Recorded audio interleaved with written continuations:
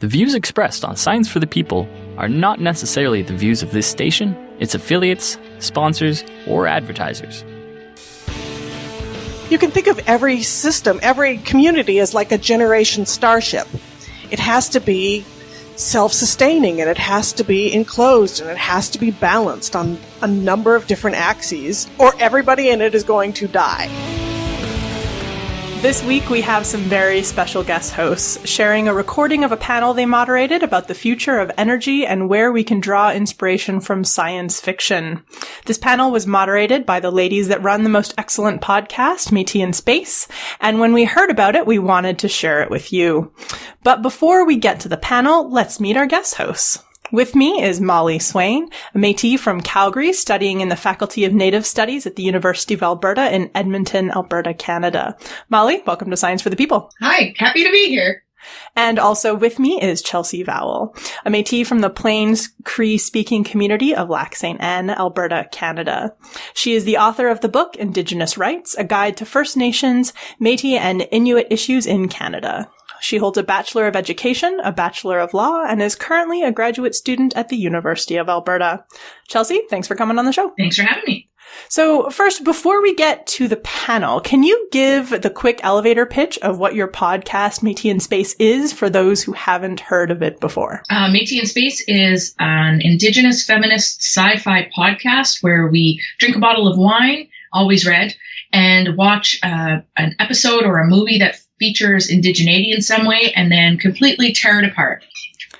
I wouldn't have expected Indigenous tropes to be such a common theme in sci-fi, but after I started listening to your show and started paying more attention to it, it does come up surprisingly often. Yeah, we were surprised as well. It's one of those things as science fiction fans, you know, we've seen a lot of this stuff before, but it's never even really stuck out to us until we started taking, you know, that closer look at what there is. And I think, you know, what we've realized is that science fiction, you know, not only is it a way to build futures and to look forward, it's also a way to set a stage to play out contemporary social issues. And of course, living in a settler state like Canada, one of the big social relations that exists is between settlers and Indigenous people, and settlers trying to, you know, come to terms with colonialism and play out their own anxieties and their own emotions about it. So, you know, everything from you know, taking over the land and taking over indigeneity to, you know, being invaded by aliens. You know, these are very colonial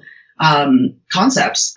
I'm curious now and wondering if this is a series of tropes that is more likely to come up in science fiction created by settler cultures. So I'm thinking Canada, North America, Australia, those cultures that have a still kind of functional settler state. Essentially, it's still very much a part of our daily life and is built into the structure of our societies. I'm wondering if there's the same kind of tropes inherent in science fiction coming from different countries, or if, I guess, probably they have their own issues that they're trying to work through.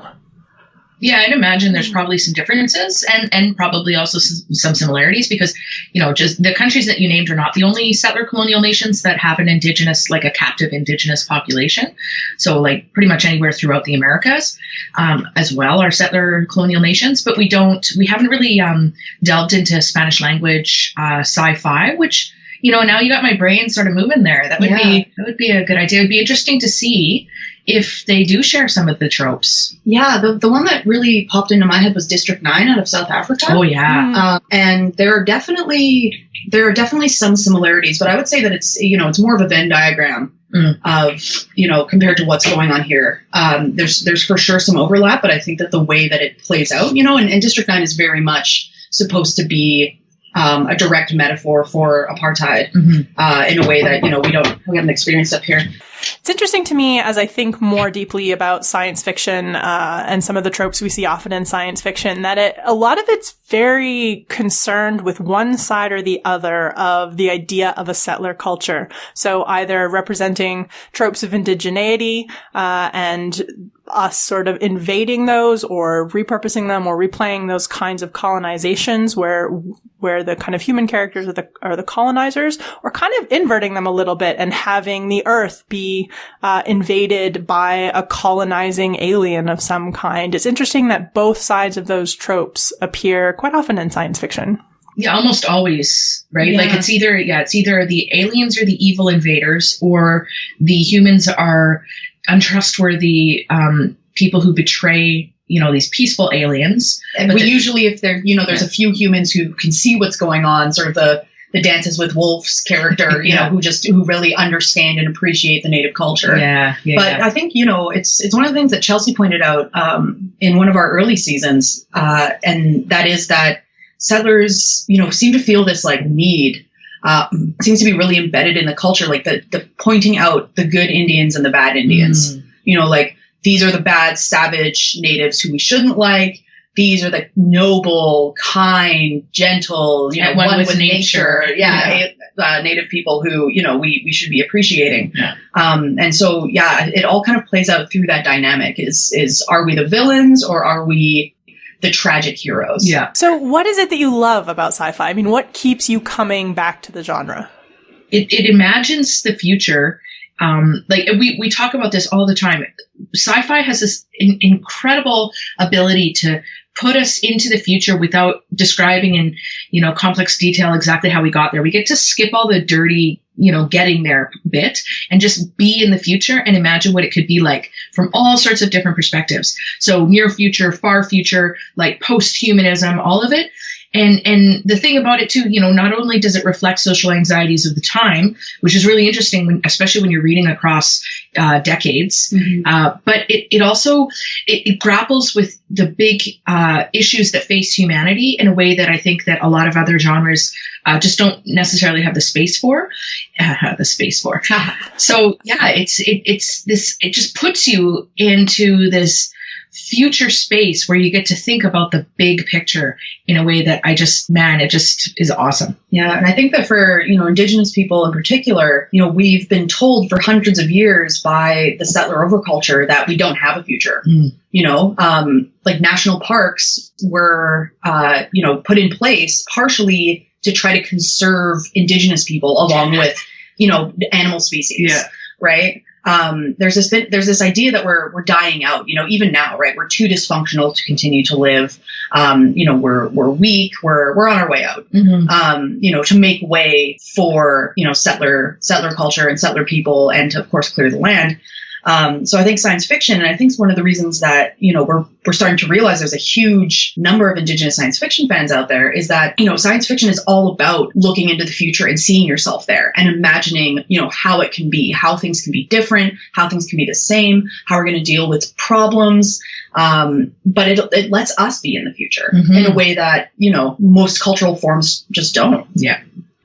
So back in November, you went to the Generation Energy Conference in Winnipeg to moderate a panel about science fiction, and the future of energy, which is the panel we're going to hear today. But what made you interested in moderating this panel? I think the first thing was that neither of us know really anything about science. We're nerds, but we have a very specific niche of nerdiness. Yeah. So I think, the first thing for me was, this is like unlike anything that we've ever done before, unlike anything that I could have imagined us, being invited to do, which was really exciting. I was totally pumped that we got to like sort of pick from among many different scientists to talk to. We were like, oh my God, we could ask a quantum physicist, for example, how this works. Or, we were like, we can have real scientists explain our science fiction, geekiness to us. And they just like gave us basically like a binder of scientists that we were like flipping through, being like, oh, this person looks neat. Ooh, AI, that sounds awesome. Oh, Internet of Things, I don't even know what that is. Like, so cool. It's so great. Yeah. Well, I'm not going to delay anymore. Let us jump into that panel. And if you are interested in listening to Métis in Space, we will have links to get you started in the show notes for this episode, which, as always, you can find at scienceforthepeople.ca. So, Tansainito Temtik, and welcome to Odapem Susquewa, Kitsikisakuk, Métis in Space, Molly Swin Nitiagason, Chelsea Vowel Nitiagason, Otusquanik Nitotsen, Mantusakaignik Nitotsen. And now, we're gonna get our guests to introduce themselves. We did a crash course in Cree. Nitigatson Eric, Bibeau, University of Manitoba. Nitigatson John, and I come from the unceded traditional territories of the Musqueam people, otherwise known as Vancouver. Erin Bow. I am a science fiction author from Nebraska, but I live in Kitchener-Waterloo. Let's give him a hand for that Cree. There we go. That's how fast it can be. That was awesome. All right. So to jump into it, we just wanted to start with, really basic question. Who are you and what is it that you do? What do you science when you science? In 30 seconds or less. In 30 seconds or less. Okay. I woke up one day and decided to do renewables full time. My wife at the time said, you're working a lot and you're doing renewables for fun in the evenings and weekends. Why don't you do it full time? So one day I just decided to do full time, do renewables, and it just shot up exponentially. So I ended up doing just about every renewables that you can think of. And I learn every day. I discover every day, and I work with great students. I'm surrounded by young people, and we innovate. We think. Some of the stuff is hard. There's no question. It's hard. It needs math, needs modeling, needs great science and models and stuff. But we innovate and we push forward, and we work as a team, and it's always exciting every day to go to work. And that's what I basically decided to do what I do in my retirement, which was renewable energy. So I'm Mr. Renewables, morning, day, evenings, even in my sleep. So that's all I do. So when you're talking about renewables, could you give us some examples about what that is as people who are not super science literate? Well, I think we all know intuitively that we have to go to 100% renewables. What it means is you have to live from recent sunlight. Right now, we only live from ancient sunlight. So in Canada, 86% of the time we use energy, we do it through ancient sunlight of millions of years ago, harnessed into fossil fuels. And that's not a good thing. We have to wake up, and we will transition to 100% renewable. The question is, are we smart enough as a species, as A, have good enough scientists that we have to do it before this date? And B, do we have enough good scientists to say, well, here are all the technologies we have as a portfolio to do the job and address the question? So I don't worry.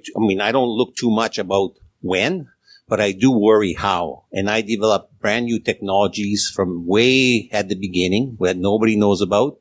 And I push forward and I break down walls and I have a lot of barriers, and you have to keep a good sense of humor. John?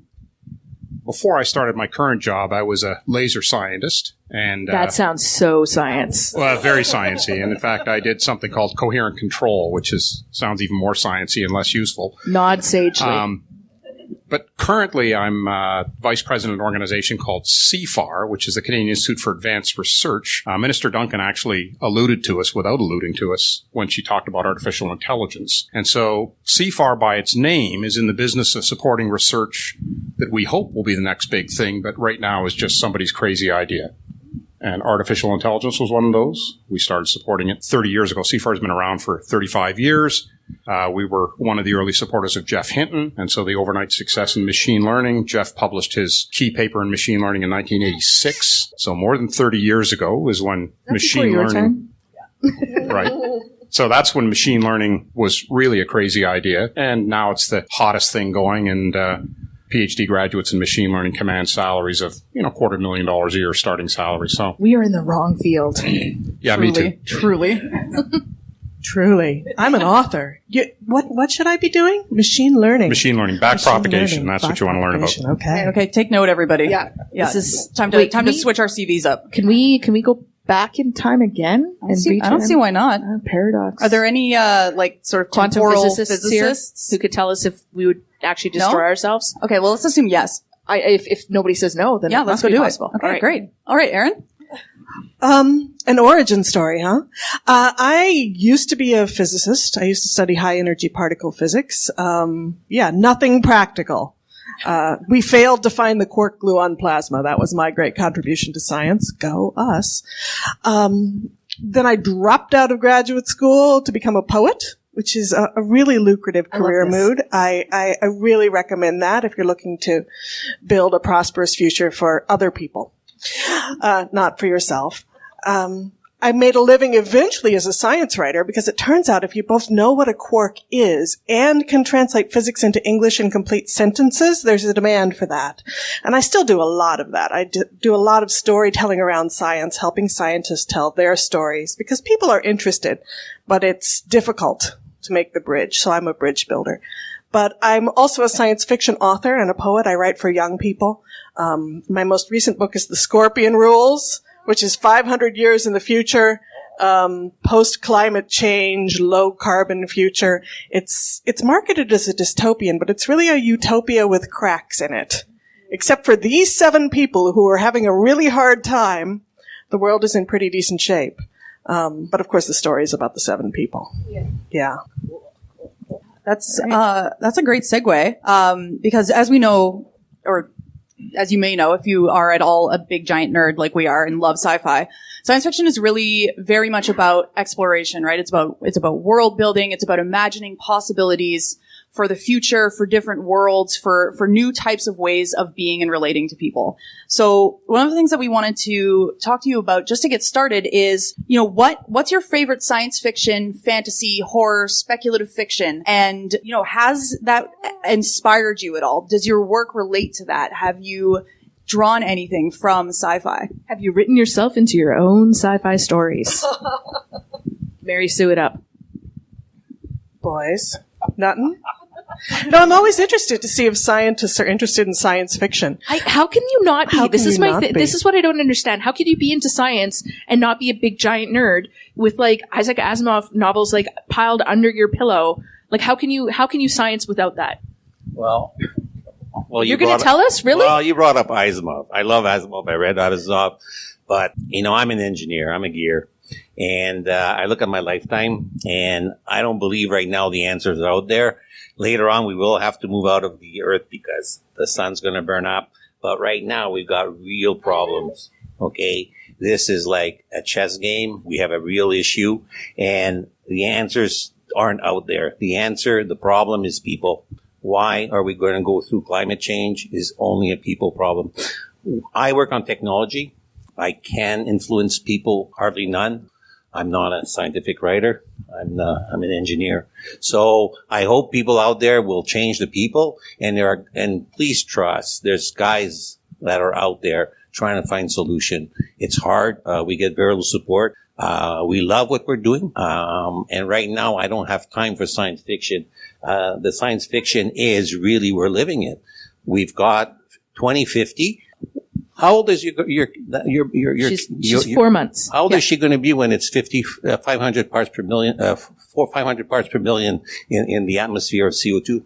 That's why I brought you here. You tell me. She's going to be, she's 15, so I have to subtract 15. So she'll be about 35 years old. So kids right now, you got to understand that there's more, the people, most of the people living on the planet are young, and they'll be experiencing 500 parts per million of CO2. I can't tell you what that means.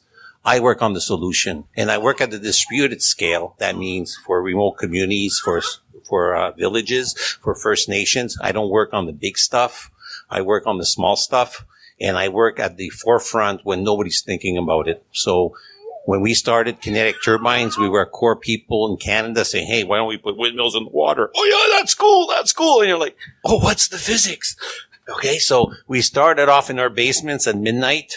Okay, and then we showed up at Manitoba. I showed up at Manitoba Hydro, and they said, I want to do kinetic turbines. And they said, well, how about this? How about that? I said, so I went back to the evenings, worked it out, and said, yeah, I think this could work, right? So now I ran the National Center for Hydrokinetic Turbines, and we know that we're going to beat the price. But it's a lot of hard work. I mean, it sounds like you're doing your own world building here. Mm-hmm. Just science fiction really, when at its best, is all about solving the big problems and asking the big questions. And it sounds like you're the one going out and doing that. I'm in Eric's world. I'm in my own science fiction. I wake up every day to work out technologies that once I'm retired, they'll have fruition.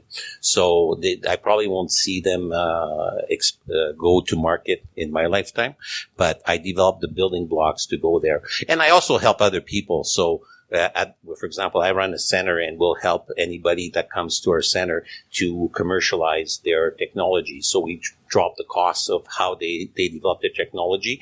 And we're all about innovation, and we're all about reducing the cost so that people will go in and say, hey, you know, I will buy this for my community. I'll own and operate, and it's safe and it's low cost, and you don't need to be a scientist or a very trained person to be able to use it. So what's happening in the future in the distributed world is people start to take care of their own business, their own generation of energy.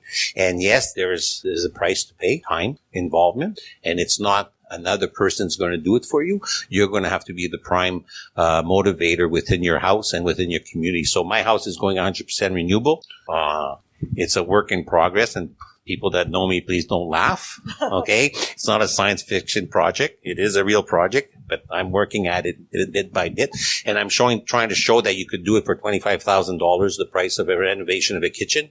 But I am doing it myself. So it's not for everybody that can hit that cost. So I have a Tesla battery in my basement, and I can't get it connected because I have a lot of problems with people. And yes, I do feel like at science fiction movies when they come and tell me that my power cable has to grow in size because I self-generate inside the house. But, you know, people need science. So you're the crotchety scientist in the literally in the basement, getting mad at people who are coming in and messing with what you want to do. That's incredible. He would be played by Jeff Goldblum. Right. And no one would be listening to him. Yes. Yeah. Right? Well, it's worse than that. I spent 25 years in Raja Yoga meditating, and it doesn't prepare me to the frustration I get when I get to regulators, and I have to step away for a few months to get my cool. So I don't know if that's science fiction. So there's a bit of Hulk in there too. Oh yeah. You wouldn't like me when I, okay. There's Gotta keep that heartbeat low. Yeah.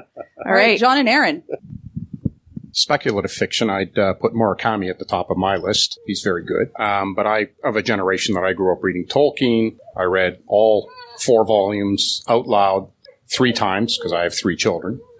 So I've almost memorized it. And of course, Asimov and Ray Bradbury. Again, I'm of that generation. So I feel like Asimov is very lasers, honestly. When I think lasers, Asimov is one of those very technical science fiction writers that I think does... Biochemist. Biochemist? He was a biochemist? What? Yes, he was. Whoa. I totally know what that means. Yes. Biology and chemistry. Combined Those are things into one. that you could put together. Brand new field. And do things with. So what you're saying is it was Tolkien that got you into lasers. Yeah, more or less. So are you inspired at all by any of the science fiction that you see coming out? I mean, a lot of what we're seeing right now is very dystopian. It's very dark. It tends to have a lot of, themes of rebellion, of suspicion of, the government, suspicion of corporations, suspicion, like sort of a highly individualist science fiction. You kind of have the Katniss Everdeen, for example, from the Hunger Games, comes to mind. Do you see any of that in the work that you're doing, or do you see any of that when you're out there trying to get your work, completed? Well, one of our programs, one of our key researchers published a book called Why Nations Fail. So I guess we do deal with real life dystopias. And so like Eric, I worry about the present as much as the future. Social inequality is another thing that we study in CFAR. And so, yeah, we do worry about dystopias. They generally arise as a result of government policy rather than some science thing. Oh, I'm absolutely influenced by the science fiction I grew up on with my tremendous crush on Mr. Spock and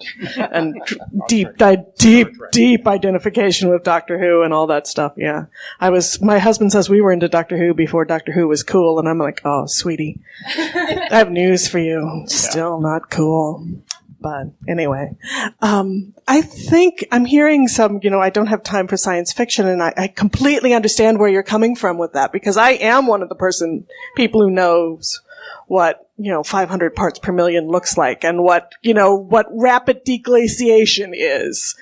And just, you can see the disaster coming. It's like being the engineer of the Titanic was aboard the Titanic. Did you know that? And, had the maps and knew exactly what was happening as the ship was going down. And so there's a real sadness and desperation in the climate scientists and the renewable energy scientists that I talk to. And it's interesting, but it's also inspiring because they also all have this, but we could do this. Solutions on hand. I mean, it's going to be hard. It's going to be desperately hard. We need to start now. But I think one of the things that we're lacking right now is the renewable energy Star Trek. We need the positive, optimistic vision of a decarbonized future. Not just like a decarbonized vision of what we've got now, but like a green, local, a different story with more voices involved. I think that could mobilize support behind what we're doing now and get people to do the hard work. But we don't have that. We don't have that story in the public consciousness. We have the fear, but we don't have the story. This is interesting because, what I'm hearing a lot of is you guys are talking about the science, and, science can only take us so far, but it's people who have to take us the rest of the way. And that, I find that has a lot of parallels with what we're doing. We're trying to work on decolonization, and, and you can come up with all sorts of terms, and you can indigenize this and indigenize that and have reconciliation moments and all this kind of thing. But if people don't follow through, if there isn't some sort of fundamental change, then none of that's actually going to happen. And a lot of, when we talk about decolonization, it's, like we like to say, it's not a metaphor. It has to do with the land. It has to do with our relationships with the land. And if science, if science is just relying on a certain sort of technology to save us from ourselves, but we don't actually change, then it sounds like, you guys are saying we're headed for disaster anyway, right? We have to change how we think about things and how we relate. Could I just one of the things that, speaking as a scientist, I think it's very clear that if we rely on science and technology alone, we're not going to get there. I mean, I think scientists, when I studied in a previous life, tropospheric aerosols and their forcing impact on climate change. And scientists are frustrated because the public doesn't understand them, doesn't understand evidence. And it's because scientists are fairly crappy at telling stories. Yeah, but there's also an active rejection of evidence and expertise going on. There's that too. Yeah. But also I think that there's getting back to dystopia. I think there's a real danger that when people like Margaret Atwood push the dystopian line to an extreme, there's a danger that the public will say, oh, that's the storyline, we're all screwed. Right, and just give up. So there's no point in doing anything. Prepare the sound bunkers. So negative, but you also seem like the most hopeful here. Well, if you got to remember something. When scientists talk, they're conservative. They don't want to overestimate the answer, so they underestimate the answer. So I think if you would dig down deeper, you would find that the situation is probably a bit more dark than what it is hopeful. One of my questions for everybody is, say, 50 years or 300 years into the future, however far you want to project it, what are some of the real fundamental changes that society is going to need to make, right? Either on the individual level on the choice scale or, socially, like collectively, what kinds of changes are we going to have to make, and how does what you're doing right now fit in with that? Me? Everybody's looking at me like, oh, goodness. You're the poet. I'm the poet. I'm the science fiction. I think there's a strong chance that the future is going to look more like the past than people think that it might, because that's essentially what not sustainable means. It means we will not be going on like this. And you could pick any aspect of it that you wanted. Food is a big one, right? Are we going to continue to ship food around the world in refrigerated cargo ships from heaven only knows where, from agriculture, highly modified food, from, raspberries from Chile in January? Should this be a normal thing? Probably not, right? On the other hand, could we get rid of genetically modified organisms? Could we just shut off the Haber-Bosch process, which is the process that gets nitrogen from the air into the ground, into the crop? Probably not, because 2/3 of the nitrogen in your body comes from that process. So we're not turning off chemical agriculture tomorrow, unless we're also willing to decrease the population by 2/3, which seems like a no to But are me. you leading to Soylent Green here? Oh, Please tell me we don't have to eat our poo. No. I just don't want to have to go there. No, but we need a new food system, and we need it urgently, and it needs to be sustainable, it needs to be local, it needs to be slower. So I think there's a lot of things in the future that are going to impact our lives on a very basic, very, storyteller level, like what surface you sleep on and what you have for breakfast and how you get to school if you go to school, how you get to work if you go to work. Will we all be staying in our homes and networking? Should we really be flying hundreds of people across the country to talk about decarbonizing the future? Yeah, that's it. Is a bit ironic. It is a little. But do you see like, because this sounds like, there's so much talk about the world expanding and we're so interconnected and all this. This sounds like a sort of a shrinkage and becoming more localized. And that's all, like, what I think is interesting about this is when Indigenous peoples talk about this, right? Words like tribalism and primitive, and, you want to go back to the 19th century and stuff like that. When we talk about, sustainable lifestyles that we had for thousands and thousands of years here, it's always seen as like a regression, as sort of anti-technological stance. But what you're saying is actually very pro-technological, but just using it in different ways. Yeah. You can think of every system, every community as like a generation starship.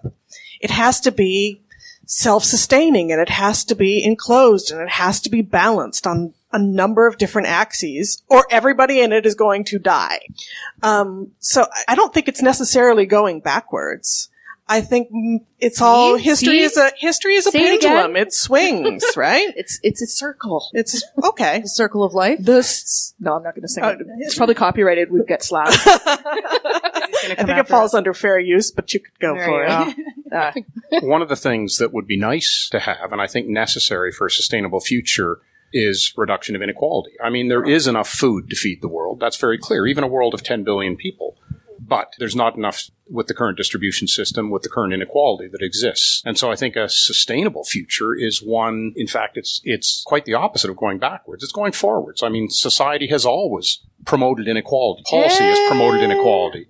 And so getting rid of inequality, I think, is going to be necessary both for an energy future and for a human future. See, this is where I think that like Indigenous peoples have some things to offer too, because absolutely. I mean, I don't want to be pan-Indian here, because there were some societies that were very hierarchical, and but there's also many examples among Indigenous peoples that sort of level of inequality didn't exist, because you had to rely on everybody was valuable. You couldn't waste anybody, right? And so putting people into positions of subservience or being out of balance and in bad relation with the world around you, is life or death. And we're there again, but it's like nobody wants to recognize it, right? And so I just find it interesting. Like, I feel like Indigenous peoples have to like team up with scientists to get people to understand that when we talk about sustainability, and good relationships, that this isn't mumbo jumbo. This is fundamental, symbiosis of humans with our environment. And, we can get there. We can get there with science. We don't have to reject and burn everything down and throw our wooden shoes into the factory machines, right? And I have a sort of like follow-up, because I know you do AI. Mm-hmm. And so you're talking about reducing inequality, and there have been a couple, I think, pretty famous stories that have come out recently of people trying to design AIs, and those AIs ending up just being extremely racist, extremely sexist, reproducing, a lot of the inequalities that we see now. So in your opinion, as somebody who, knows the ins and outs of AI and has been involved in that, do you think it's possible to be using AI technology as it stands to be changing society for the better? Or do you think that society has to change in order to create AIs that are not going to simply replicate the extremely hierarchical, marginalizations that are currently happening? I think the latter. I think that society has to change. I mean, artificial intelligence, the branch that we deal with at CFAR, machine learning, the bias gets built into the learning algorithm by the data you provide it with. And so if you're a bunch of, 25-year-old white male geeks in Silicon Valley feeding data into a machine learning algorithm, it will learn quickly from the bias data it gets. Okay. And there's a hideously famous example of Google identifying an African-American family as gorillas. That was just an awful thing, but it was a necessary outcome of feeding loads and loads of pictures of white people through Facebook, okay, and through Google searches. So AI will promote equality in society when society becomes more equal, because AI, the machine learning, is based on the data that you feed it. And so this notion that machines are unbiased, yeah, they're unbiased, but they have bias put into them by the people feeding data. So you've talked a bit about how you feel like the technology you work with can save the world if things change enough, if there stops being blockages. But we're sort of interested too in knowing if there's any potential pitfalls here. If your technology could actually destroy the world, like what are some of the problems? Starting at the end here. Storytelling has rarely destroyed the world. But I do think we need to think about this. I mean, there's so much urgency around acting about decarbonizing our energy, and that is entirely appropriate, because what else are we going to do? We need to do it. We need to do it now, or what will we tell our children, right? We knew what we needed to do, but we didn't do it. That's not acceptable. But to do it without thinking about it, and to do it without stopping and telling yourself a story about it and imagining it out into the future. Like the grid, for example. We pretty much need to either replace or possibly leapfrog the grid. I'm not an expert. I don't entirely understand it. But it's clear to me that it's falling apart. And it's clear to me that we need a next generation grid. But the grid embodies 100 years of social prejudice and, who's got the power and who doesn't have the power, quite literally. So do we just rebuild it on the same tracks with new superconducting wires? Do we switch to AC transmission? That's not good enough.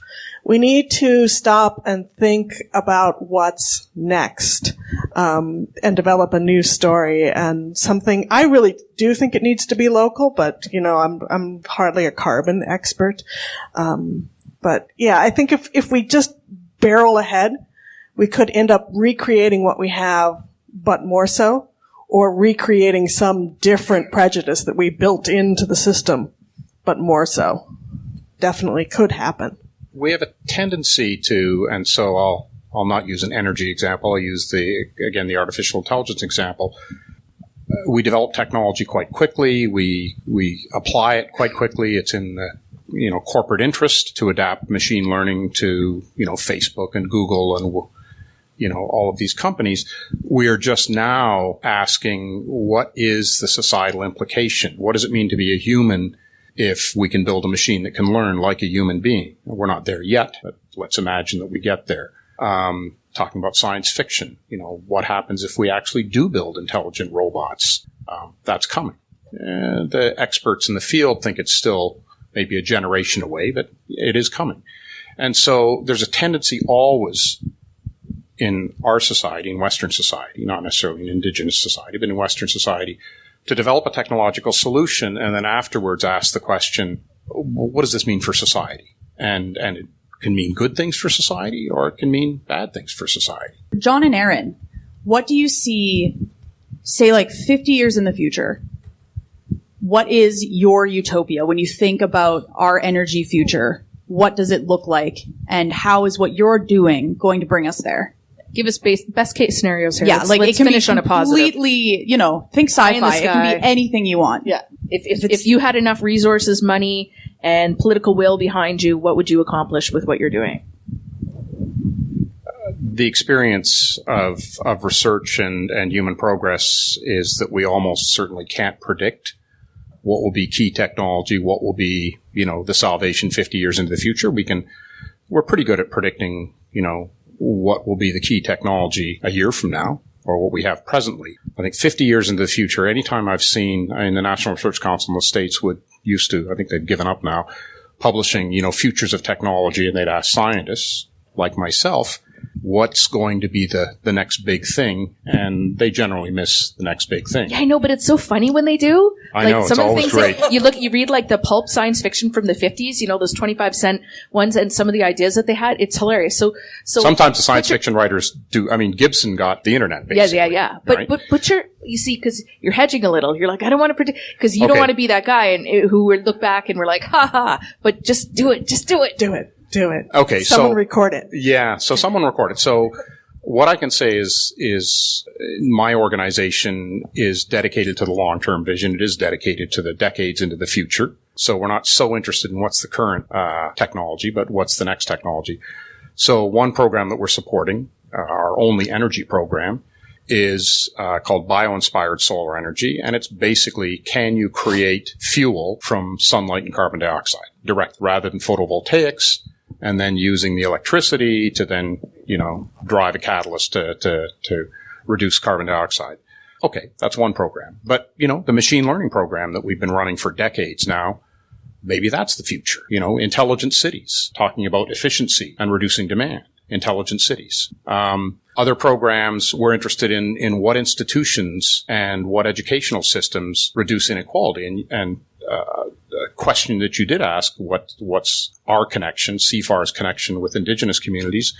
CFAR, from its very beginning, has been concerned with early childhood development. That was Fraser Mustard's original goal, was to understand the impact of social inequality and income inequality on child development and the long-term impact of that. We're now working with our Child and Brain Development Group is working with a First Nation in southern Alberta on an early childhood intervention. So normally interventions occur with school-age kids. The argument, the lessons we've learned from epigenetics is that if you wait until past 3, you're too late. And so they're working with the community, developing interventions for prenatal to 3 years old and seeing if that has an impact on literacy and education outcomes in this nation. Now, will we see a result tomorrow? No. We'll know the answer 15, 20 years from now.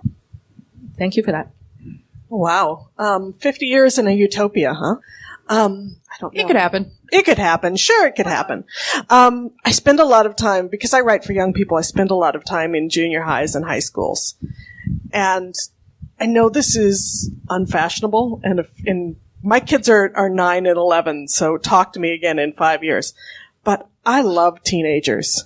I really do. They are so interested and so passionate and so positive and so global. And they're more aware of their prejudices than I was when I was a teenager, certainly. There are a lot of interesting international things happening where people are building virtual communities of like-minded people, which is new since when I was a teenager. I think that there is a possibility for a positive future in that. I worry that in terms of carbon shift, it's, God bless Malcolm Gladwell for introducing the word tipping point into our vocabulary. I think we're past the tipping point. I think the ice caps will melt. Probably not over the next 100 years, but over the next 1,000. I think the temperature will come up. 2% is 2 degrees is the target. I think we're on a path for something more like 4. Well, let me give you an example. If the temperature comes up by 4 degrees, the Yangtze Delta, where Shanghai is, where the Yangtze spills into the sea, there are about 150 million people that live there. They will pretty much all be displaced in another 100 years. We need to build a future where we can take in that kind of displacement and build communities around displaced people, around virtual cultures, around sharing. So you can take in displaced people and build, because the thing that happens in my book is, they all go to war and start shooting each other. Surely that's not our only option. And I feel like if you put today's teenagers in charge, that would not be what they do. So I'm somewhat hopeful that today's young people who will be in charge in 50 years, who will be the old people in 50 years, will have built something that's a little bit more inclusive and a little bit more global, but at the same time more intensely local and more connected and more thoughtful and more outward looking than we can do today. I'm so impressed by how much you guys talk about things like social inequality and the idea of organizing around displacement and things like that as being sort of central tenets to the science that you do. Because to be honest, I didn't expect that. When we look at science, often we feel as non-scientists, or I'm going to speak for myself here, and maybe Molly feels wildly different, but that often, people are so focused on the technology and feel that science is apolitical, right? Like and you do see scientists who really do push that. Science is apolitical. It's just, it is what it is, and it doesn't matter about people. But this kind of, even though you're painting very grim pictures here, but it's also, I think people do need to hear that. But you're also giving me a bit of hope that what we require, that what we need, to have that social inequality addressed, built in, be a feature of the system, not just like something you tack on at the end, that people are actually thinking about that, makes me feel a lot better about kind of the next 300 years. So we're getting close to the end. We do have time for some questions. If anybody has questions for our panelists, I see there's somebody up here right now. Yeah. Hi. Is this on? It is. Okay. Environmental impacts are embodied in a lot of products and services. and activities other than just the generation of the electricity, right? So decarbonization is going to involve a lot of things. Yet when I attend these conversations, and I'm at a lot of them, I hear very little distinction ever noted between decarbonizing by 2050 and building renewables by 2050. So my first question for the panelists is, do you see a distinction? And how material do you think that distinction is? Can I ask a second question? Okay. The second question is, there's a view of the history of the human use of energy, which is articulated really well by a guy named Michael Schellenberger, but I don't think it's his idea, that the trend through history has been to higher density, higher portability, and lower impacts. So as you go from wood to coal to oil, and so on. Those are the trends. And Schellenberger's point is that by asking billions of humans to move toward renewables, you face the challenge of asking them to reverse that trend and go upstream toward higher land use, lower portability, lower density, and so on. His argument would be that you can get a certain number of people in organizations to swim upstream, but it's very hard to get the entire human population to swim upstream that way. He would say where that points to is increased use of hydrogen and nuclear and electrification through hydrogen and nuclear. I'd be curious to know what you think of that. Well, that's a lot of issues there. I depart from other people. I look at, let's just bypass the sequestration of fossil fuel, of trying to make fossil fuels work. So I basically look at the upstream end. I don't focus on the downstream, and I don't get into policy decisions that our policymakers make in Canada. Because I don't have a renewable energy policy. I have a renewable energy ratio policy, which means what is your percentage of recent sunlight that you use? You could run industry on without carbon. You could run on renewable energy. It's hard. It's very hard. But our planes are going electrical. Our cars are going electrical. Why not focus on the inputs? Focusing on the inputs, all you require is say how much energy you're consuming, how much of it are you willing to be renewable. And that's not electricity. That's transportation, that's heat, that's cooling. And nature has left us the ability to do it. She has all full of surprises that you can use the sunlight to achieve all our modern desires that we have right now. Is it easy? No. But you will have to curb demand. You will have to improve efficiency. And you can go towards a sequestration, but guys like me say the best way to sequester carbon is to leave it under the earth. And of course, it pisses off everybody. Okay? But I'm like, you want a good sequestration technology? Don't take it out of the earth. But what does Canada do? No. We'll spend all this money in R&D into sequestration. For what? For the coal plants. Well, all the coal plants are shutting down.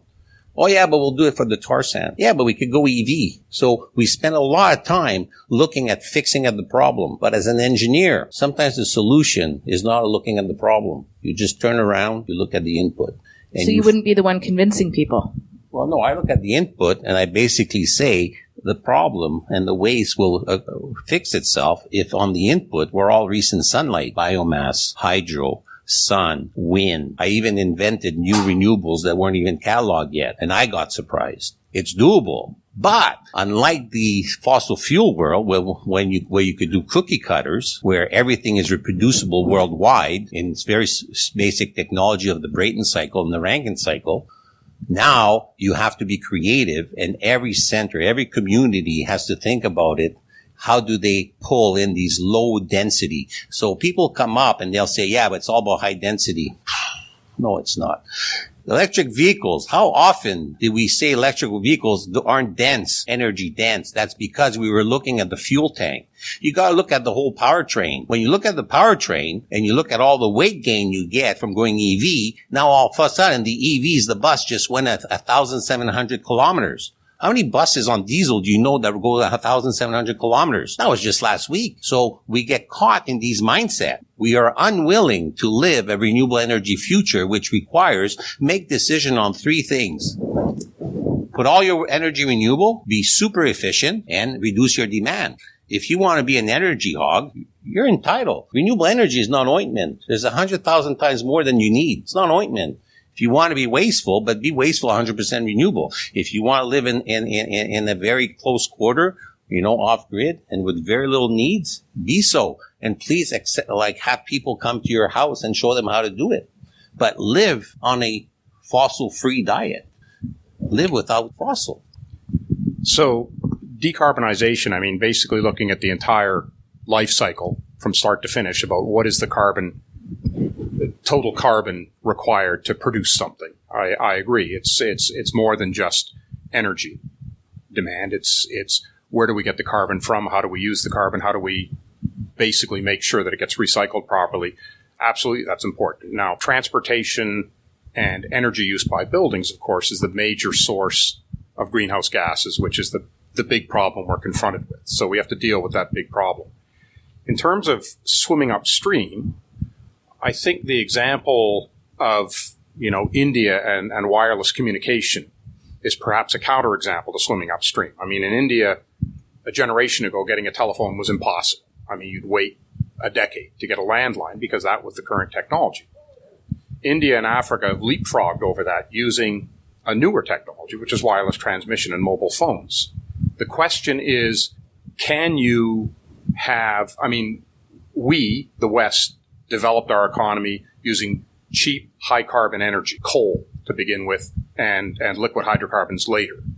But, so we had that tremendous advantage. We had cheap energy. We didn't care about the pollution. We didn't care about the greenhouse gases. We've got a lot of the world that needs to develop up to a decent standard of living if we're going to reduce inequality. Part of the issue is what Eric said. We change our lifestyle so we're more energy efficient, and it's relatively straightforward to do that.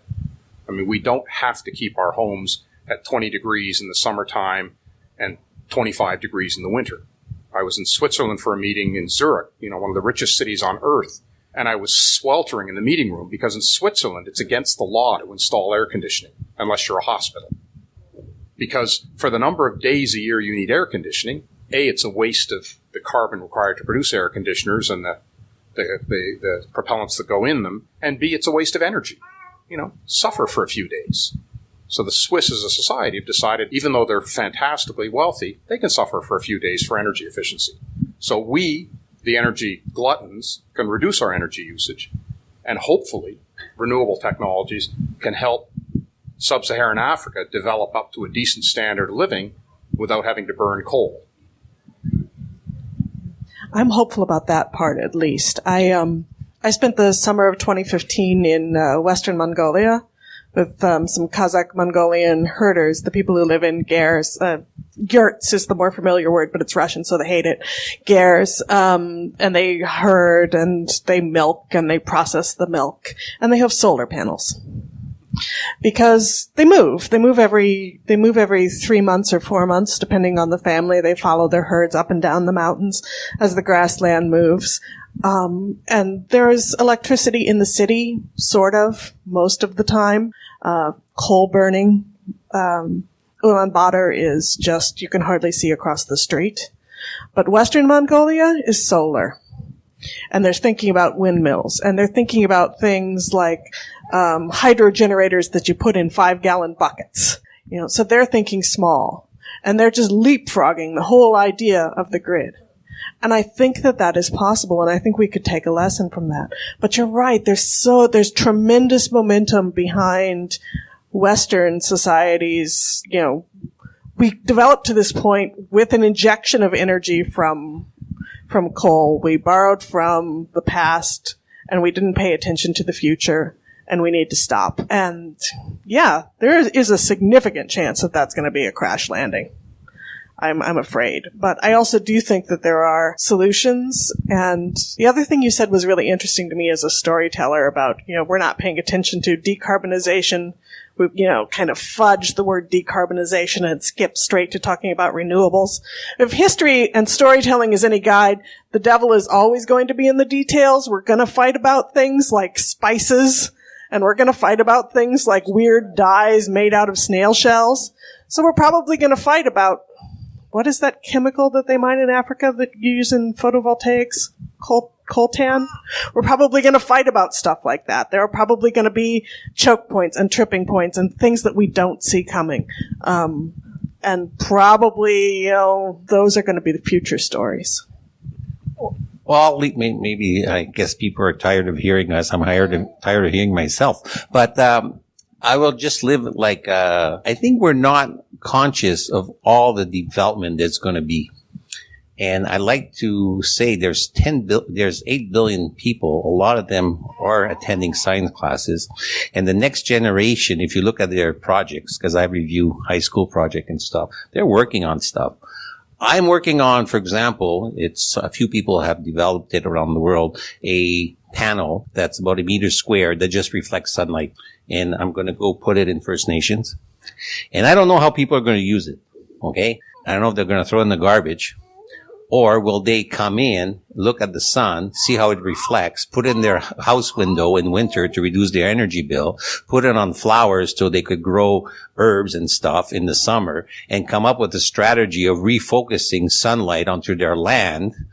And I'm just developing the math because nobody in history was able to redirect sunlight for under $100.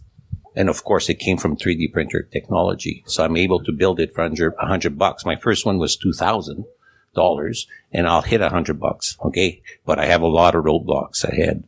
But you could just imagine we're talking about solar and just building a house where you start thinking of your posts, where you're going to put your solar reflector. Is that in Ethiopia?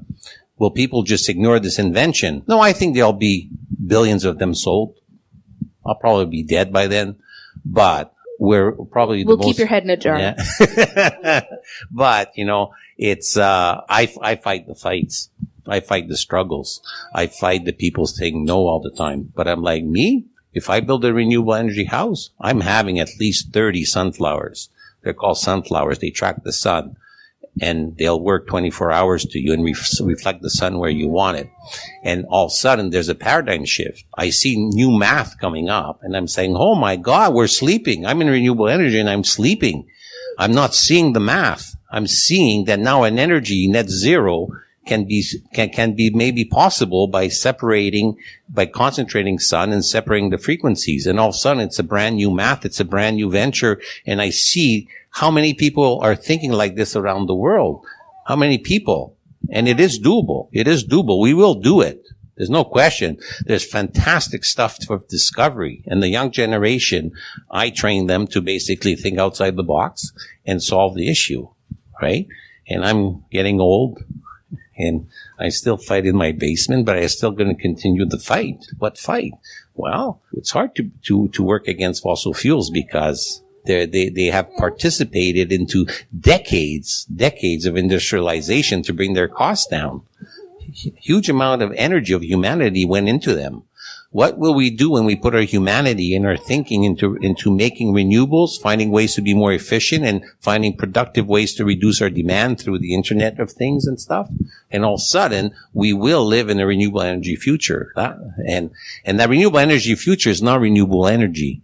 It's a smart way of using efficiency, demand, and renewables and shying ourselves, leave that fossil fuel in the ground, sequester it. Nature found a way of sequestering. It's perfectly sequestered. Don't go take it out, coming up with all this brain stuff and brain drain to put it back and taking the energy.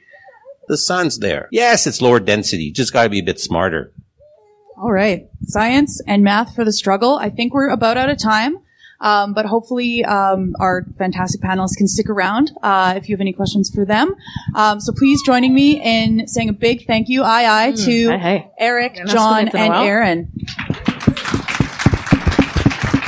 And also a big kininaskomitanoao to all of you for joining us here on Otpem Suesquewa Kitsigискok Métis in Space. Space.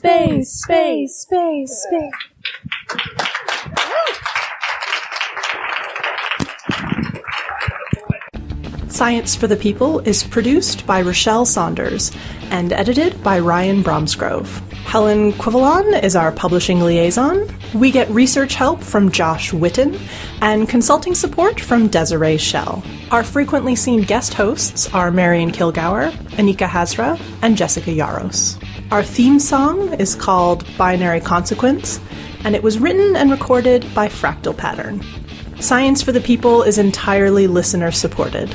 You can find us on Patreon, where you can support us with monthly donations in any amount, or you can send us a one-time donation in any amount via the donate page of our website. Science for the People is created in partnership with the Skepchick Network, a collection of blogs, podcasts, and video content focusing on the intersection of science, popular culture, politics, and social justice. You can find out more about Skepchick at skepchick.org. The show is hosted by science news writer Bethany Brookshire and me, Rochelle Saunders.